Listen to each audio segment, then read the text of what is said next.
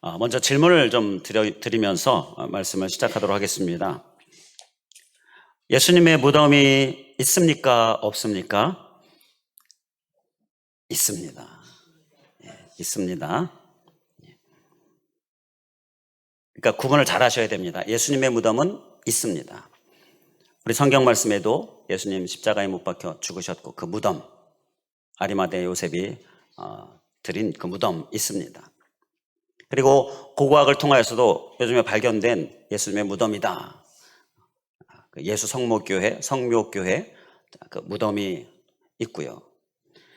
자, 그러면 또 한 가지 질문. 그럼 예수님의 시신이 있습니까? 없습니까? 이건 없습니다. 무덤은 있는데 시신은 없습니다.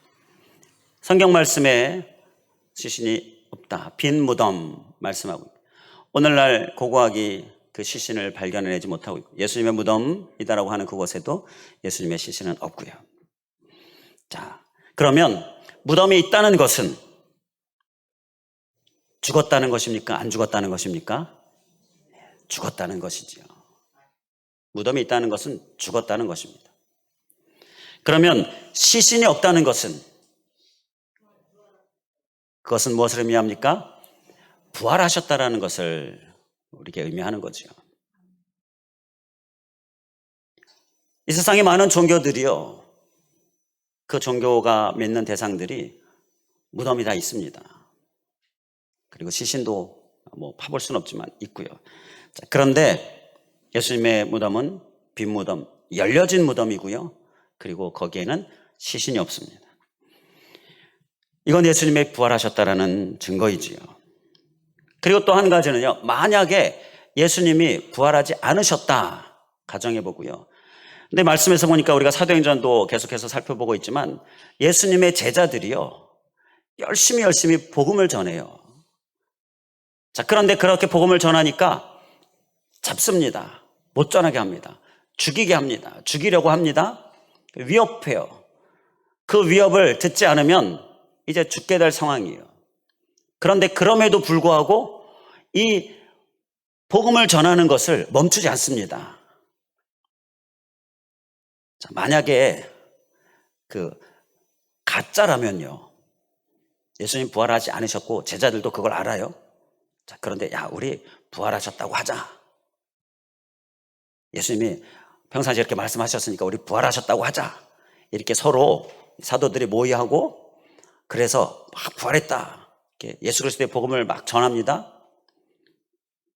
만약에 그랬다면 그렇게 전할 때 잡아가지고 너 죽인다 이러면 그들이 어떻게 했을까요? 아니라고 다 거짓말이라고 이렇게 그냥 항복했을 겁니다. 왜냐하면 죽인다고 하니까 죽음에 대한 두려움이 있잖아요. 그런데 오늘 말씀, 우리가 사도행전을 보고 있는 말씀에서나 이렇게 보면 그들은 죽음을 두려워하지 않았습니다.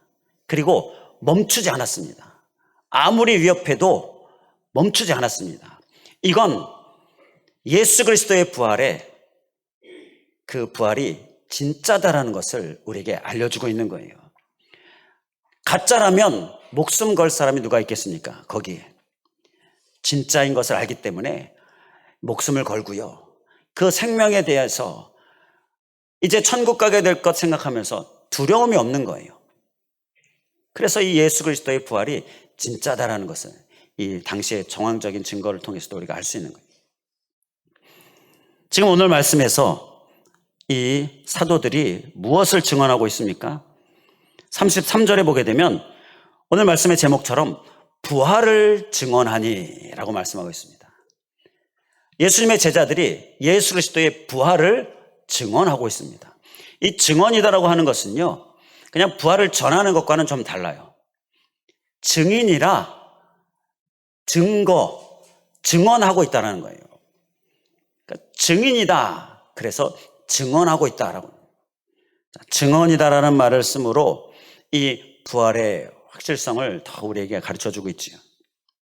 오늘이 부활절이지요. 그래서 오늘은 이 제자들이 부활을 증언하니 라는 이 말씀처럼 오늘은 이 강단에서 부활을 증언하고자 합니다. 이 부활을 증언할 때에 그 부활의 그 은혜로 우리가 충만할 수 있길 간절히 원합니다. 부활이 무슨 뜻입니까? 부활은 죽었는데 살아나는 것이 부활이지요. 분명히 죽었는데 살아나는 겁니다. 예수님께서 십자가에 못 박혀 죽으셨습니다. 무덤이 그것을 증거하지요. 분명히 죽으셨습니다. 그런데 3일 후에 다시 살아나셨습니다. 바로 죽었는데 살아난 이 부활이 바로 예수님이 우리에게 주신 그 부활이다라는 거예요. 그래서 오늘은 그 부활을 기념하는 부활절이지요. 그런데 예수님의 부활은요, 죽었다가 살아나는 것, 단순히 그런 기적, 그 기적이 아닙니다. 단순히 그런 기적을 이야기하는 게 그 이상인데요. 자, 보통 부활이다라고 하면요, 그리고 뭐 죽었다가 살아났다 하는 사람들을 보면 성경에도 나사로 예수님께서 죽었는데 살리시지요. 자, 그런데 그들은 다시 죽었습니다. 그들의 죽었다가 살아난 그 몸은 그냥 몸의 부활이었어요. 그런데 예수님은요, 부활 후에 영원히 사시는 그런 부활체. 자, 예수님의 부활은 영원히 사시는 그런 부활체로의 부활이었다라는 것입니다. 그 이후로 예수님께서는 영원히 사시고요, 승천하셔서 하나님 나라에 계시면서 우리의 중보자 되시고 또 우리에게 은혜를 부어주시고요, 우리를 살피시는 주님, 그 주님이시다라는 것입니다. 완전히 다르지요. 질적으로 다르지요. 예수님은 이렇게 영원히 사는 존재로 부활하셨는데 그 부활을 우리에게 주신 은혜가 무엇이냐? 그 부활이 주는 은혜는요, 요한복음 14장 6절에 보게 되면 내가 곧 길이요 진리요 생명이다라고 말씀하시는데요, 바로 이 말씀을 통해서 보는 것처럼 우리에게 길을 보여주셨다라는 것입니다. 이게 바로 부활의 은혜예요. 자, 예수님 우리처럼 이 땅에 태어나셨습니다. 그리고 우리처럼 이 땅에서 사셨습니다. 그리고 우리처럼 이 땅에서 죽으셨습니다. 자, 그리고 나서 예수님께서는 영원히 사는 존재의 그 부활체로 부활하셨습니다. 이렇게 우리에게 길을 보여주셨어요. 내가 곧 길이다 라고 말씀하신 것입니다. 죽은 후에 어떻게 될까? 사람들은요, 그거에 대해서 많이 궁금해하죠. 그리고 또 두려워하기도 합니다. 그런데 예수님께서 우리에게 분명하게 길을 보여주셨습니다. 죽은 후에 이 부활체, 영원히 사는 이 부활체의 길을 우리에게 보여주셨어요. 그래서 우리도 이제 이 땅에 태어났죠. 이 땅에 살죠. 그리고 이제 죽게 되겠지요. 그 죽음 후에 우리도 영원히 사는 그러한 부활체가 된다라는 것입니다.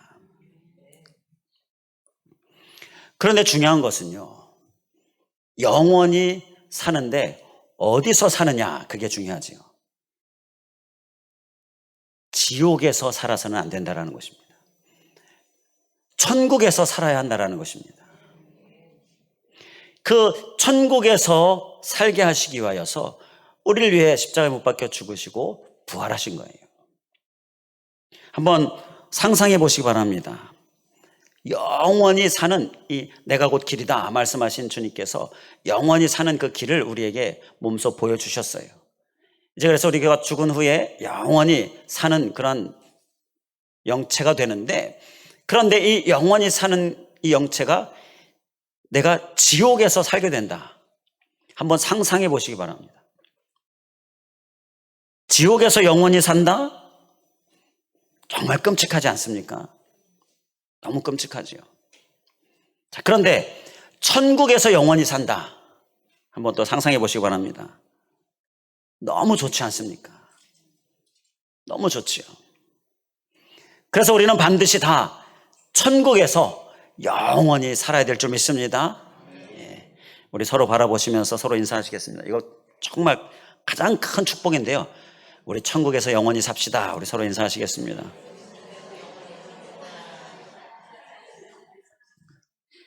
우리 천국에서 다 영원히 삽시다.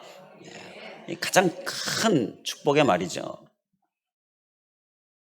영원히 사는데, 이제 영원히 존재하게 되는데, 그 영원히 존재하는 내가 지옥에서 존재하면요, 이건 너무나 끔찍한, 천국에서 영원히 존재해야 되겠죠. 자, 그렇게 천국에서 영원히 우리가 살려면 딱 한 가지, 우리가 문제 한 가지를 해결하면 됩니다. 자, 그 문제가 뭐냐? 바로 죄이죠. 이 죄의 문제를 해결함 받으면 천국에서 영원히 우리가 살게 되는 것입니다. 죄가 있으면 천국에 갈 수 없기 때문이에요. 죄는 천국에 못 가게 합니다. 그러니까 천국에 가려고 하는데 내가 죄를 가지고 있어요. 그러면 천국에 갈 수가 없어요. 그래서 이 죄는 반드시 우리가 해결하고, 그리고 이제 생을 마치고, 그리고 하나님 나라 가고, 자, 이렇게 할 수 있다는 것입니다. 자, 그러면 죄를 어떻게 해결할 수 있습니까? 죄를 어떻게 해결하고 계십니까? 죄를 지으면요, 그 대가를 치러야 합니다. 그래야 지옥에 가지 않을 수가 있어요. 죄를 지었다면요, 그 대가를 치러야 돼요. 우리가 사는 이 우리나라 사회법에도 죄를 지으면 그 죄에 대한 대가를 치르게 하잖아요. 자, 그런 대가를 치러야 돼요. 근데 하나님께서 그 대가를, 죄의 싹은 사망이다 말씀하시면서요, 자, 우리가 죽어야 한다라고 말씀해요.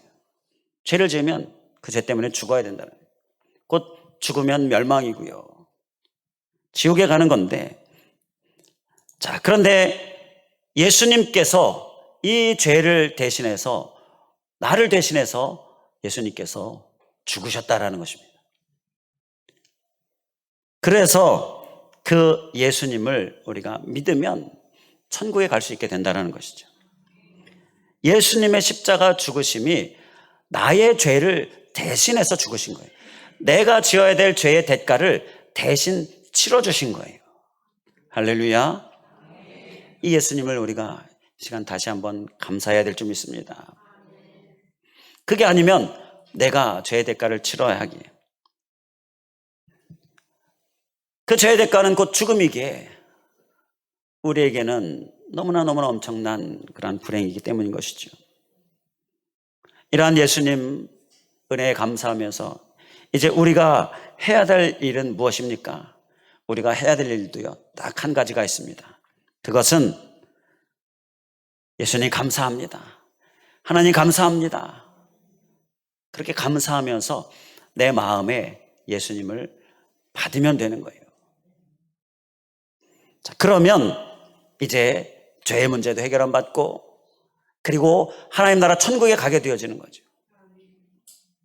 영원히 사는 존재가 천국에서 살게 된다라는 것입니다. 감사합니다 하면서 예수님을 내 마음에 모시고 받으시길 간절히 바랍니다. 거창한 게 아니에요. 이 세상의 다른 종교들은요, 거창하게 뭔가를 하라고 하는데 거창하지 않습니다. 까다롭지 않습니다. 그냥 예수님 감사합니다 하고 내 마음에 예수님을 모시면 되는데요, 까다롭지 않아요. 자, 거창하게 까다롭게, 이건요 못 받게 하기 위함인 것이죠. 시험을 어렵게 만들어요. 그건 100점 못 맞게 하려고 하는 거지요.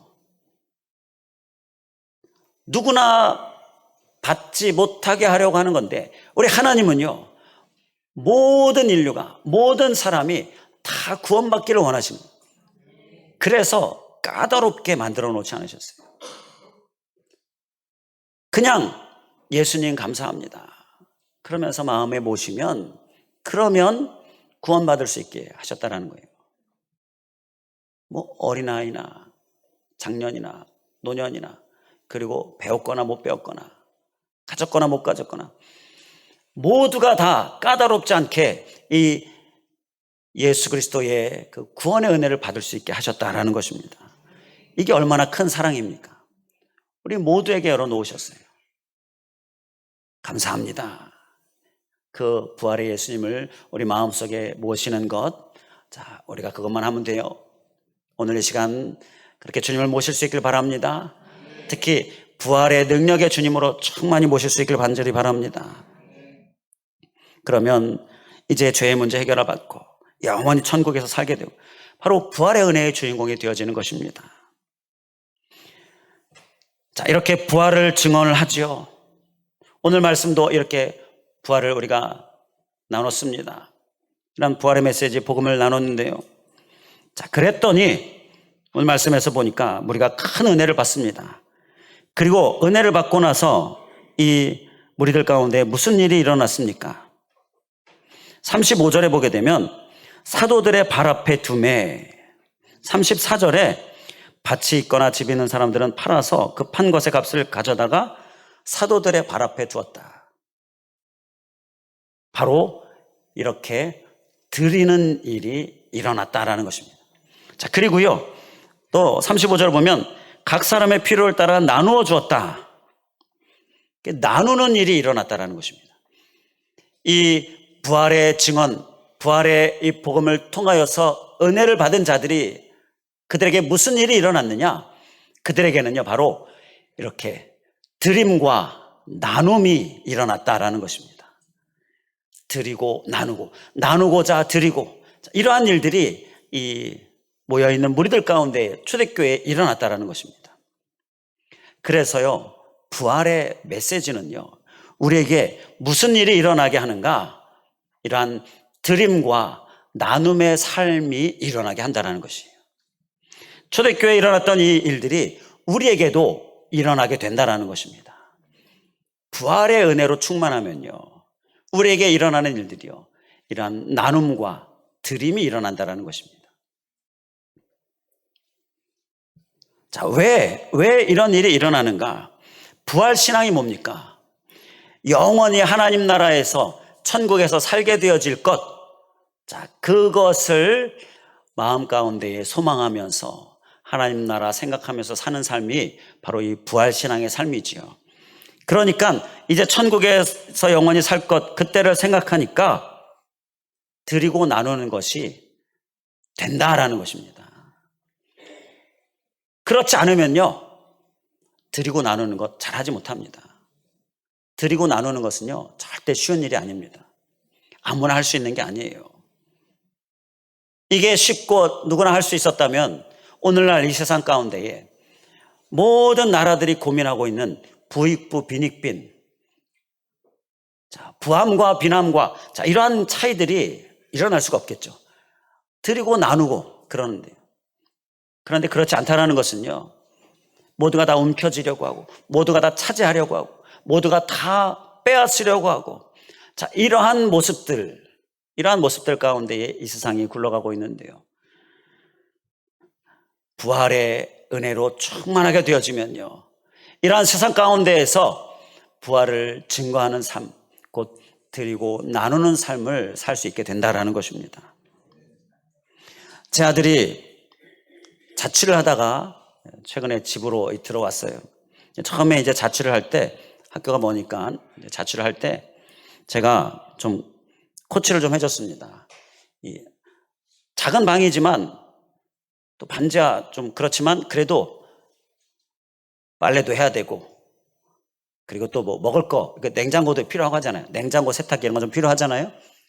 냉장고 세탁기가 좀 필요하다고 하길래 제가 최소한으로 중고로, 잠깐 살 거니까 최소한으로 중고로 해라, 코치를 했습니다. 그렇게 또 최소한으로 중고로 준비를 했어요. 그리고 이제 살다가 이제 집으로 들어왔는데, 들어올 때 그 냉장고랑 세탁기 그냥 두고 왔습니다. 왜 두고 왔느냐? 집에 다 있어요. 그거보다 더 큰 거 있습니다. 집에 있는 거 쓰면 돼요. 그리고 새로 들어올 사람한테 쓰라고 주님, 그 사람에게도 도움이 되고 또 그 집 주인도 좋아하고 두고 왔습니다. 우리가 이 땅에 사는 것이요, 마치 이렇게 잠깐 살기 위해서 자취를 하는 것과 좀 비슷하다라는 생각이 듭니다. 잠깐 살 거기 때문에 그냥 최소한으로 필요한 것만 준비하는 거죠. 그리고 살다가 이제 두고 오는 거예요. 집에 있으니까 굳이 가져올 필요 없죠. 잠깐 살기 위한 자취집에 영원히 살 것처럼 준비하면요, 나중에 무슨 일이 생기냐면요, 나중에 두고 갈 때 너무 아깝습니다. 너무 아까워요. 이 확 쥐고 가져가고 싶은데 가져갈 수가 없어요. 차라리 많은 나눔을 살았다면요, 하나님 나라에서 가는 천국의 큰 상급도 받아 누리게 되고, 내가 가져가진 않았지만 나눴는데 오히려 하나님 나라에서는요, 부하게 되어지는 은혜가 있는데, 그게 정말 지혜로운 모습인데 말이죠. 바로 이러한 지혜로운 모습이 부활신앙이 주는 지혜다라는 것입니다. 그러니까 부활신앙은요, 드리고 나누는 것을 잘 할 수 있게 만든다라는 것입니다. 우리는 많이 나누는 우리의 모습 될 수 있길 바랍니다. 또 우리 공동체 될 수 있길 바랍니다. 전국적으로 이 부활절 부활 감사 예배를 드리는데요, 부활의 은혜를 감사하고 또 부활의 은혜를 찬양하고, 그리고 이 부활의 은혜로 인해서 우리가 은혜 받고 하는데, 그런데 정작 삶에서 부활신앙의 삶을 우리는 어떻게 사는가? 부활신앙의 삶은요, 오늘 말씀에서 보니 드림과 나눔의 삶입니다. 이 삶은 우리가 살고 있는가? 우리는 오늘 이 시간 주님 부활 감사합니다, 주님의 부활의 은혜 능력 부어주세요, 다 그렇게 하고 계시지요? 그렇다면 우리는 부활의 은혜로 감사할 때에 반드시 부활신앙의 삶을 우리가 꼭 살아야 될 줄 믿습니다. 하나님 나라 바라보면서, 천국 상급 바라보면서 드림과 나눔의 삶 꼭 살 수 있길 간절히 원합니다. 자, 이 드림과 나눔의 삶을 잘 살기 위해서 또 우리에게 하나님께서 주시는 말씀이 있어요. 그건 먼저 32절 말씀에 중간 부분에 자기 재물을 조금이라도 자기 것이라 하는 이가 있다 없다? 없다. 자기 재물을 자기 것이라고 하는 이가 없었어요. 자, 그 부활의 증언을 받은 자들, 그 부활의 은혜를 받은 자들, 그 부활 신앙을 소유한 자들이요, 자기 재물을 자기 것이라고 하는 사람이 없었어요. 자, 그러면 그들에게 한번 질문을 해보는 거예요. 그럼 그거 당신 가지고 있는 그 재물, 그거 누구 겁니까? 그거 누구 겁니까? 질문을 해봅니다. 그러면 그들은 뭐라고 대답할까요? 그건 하나님 것입니다. 그들의 대답은 하나님 것입니다. 바로 이것이. 자기 것이라고 얘기하는 사람이 없다. 그럼 이거 내 게 아니라 네 거냐? 내 게 아니라 하나님 것이다. 그들의 대답은 하나님 것이다 입니다. 아멘이십니까? 자, 소유하고 계신 재물들, 갖고 있는 것들 누구 것입니까? 진짜 하나님 겁니까?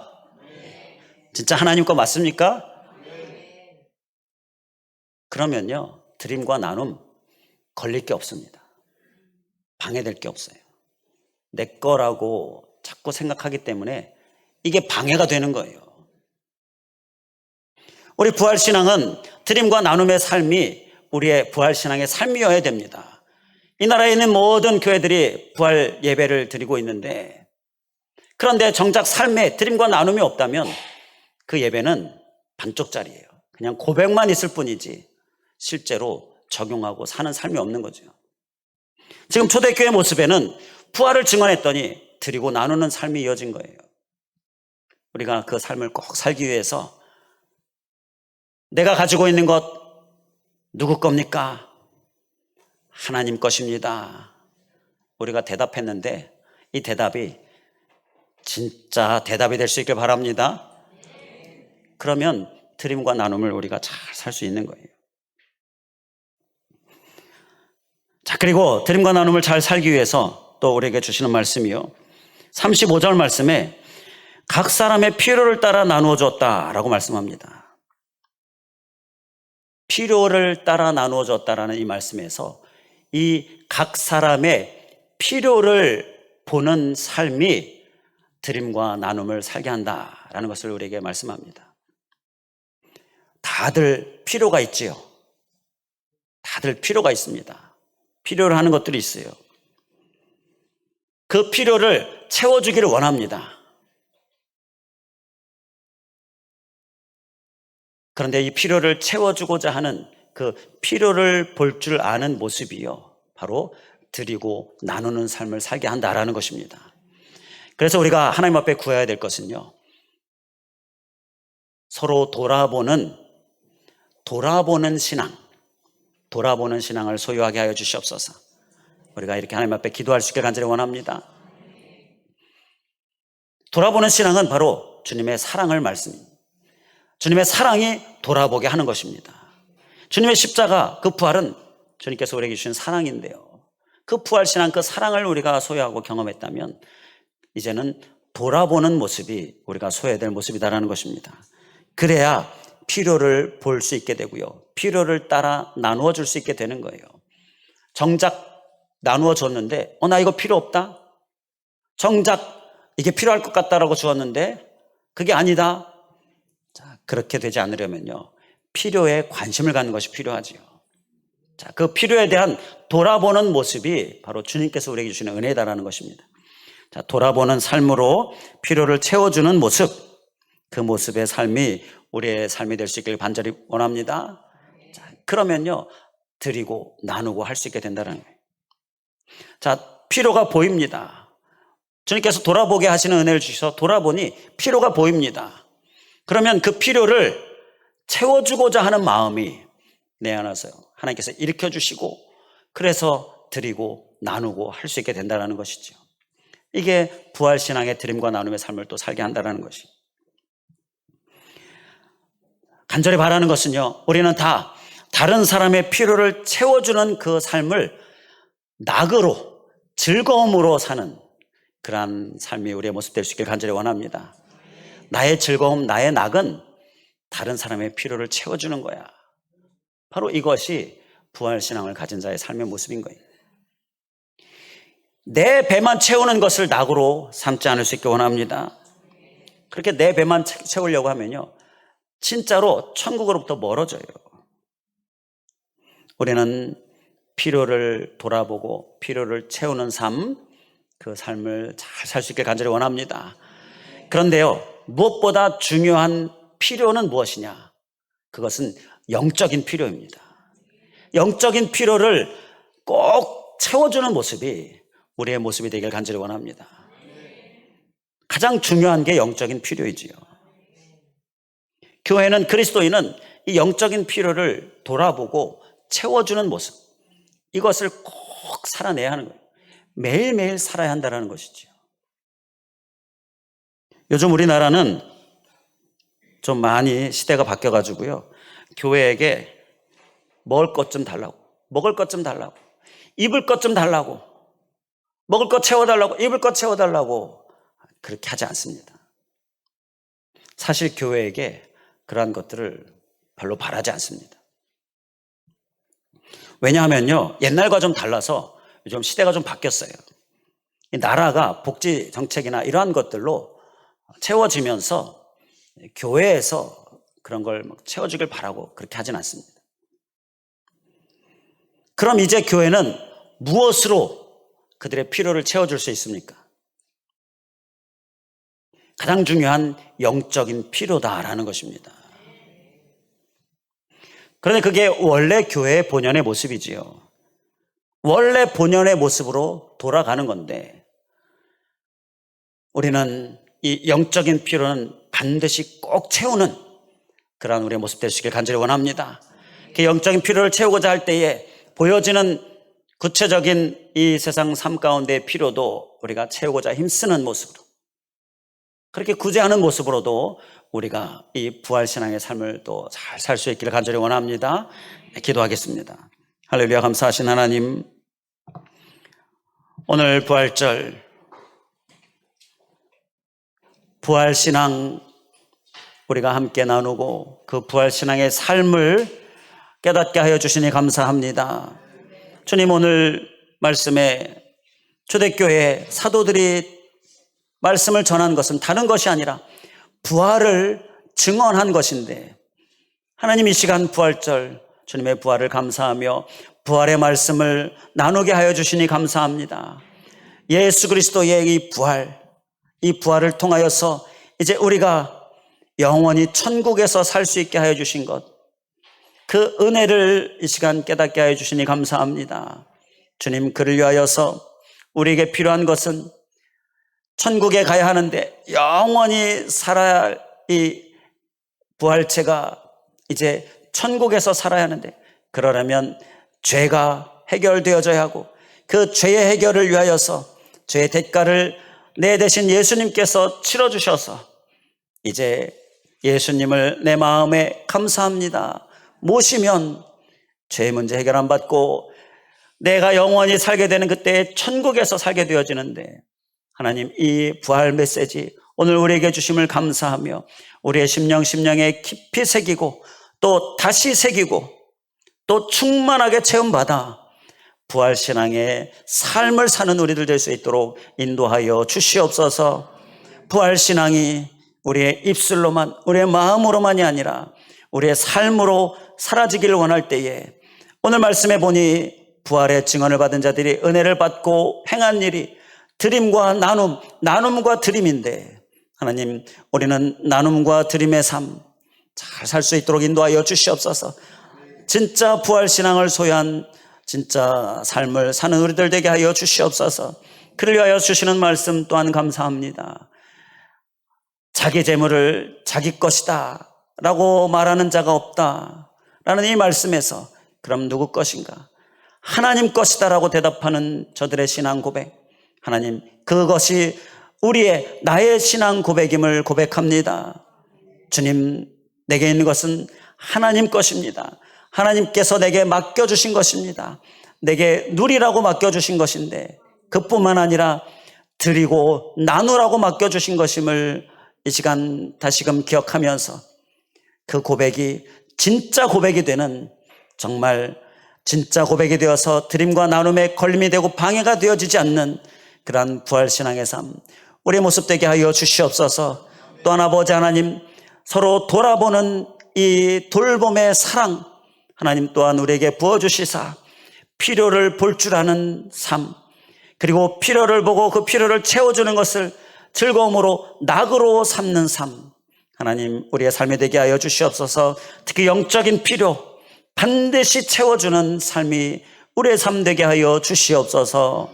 간절히 간구하오며 예수 그리스도의 이름으로 기도하옵나이다. 아멘.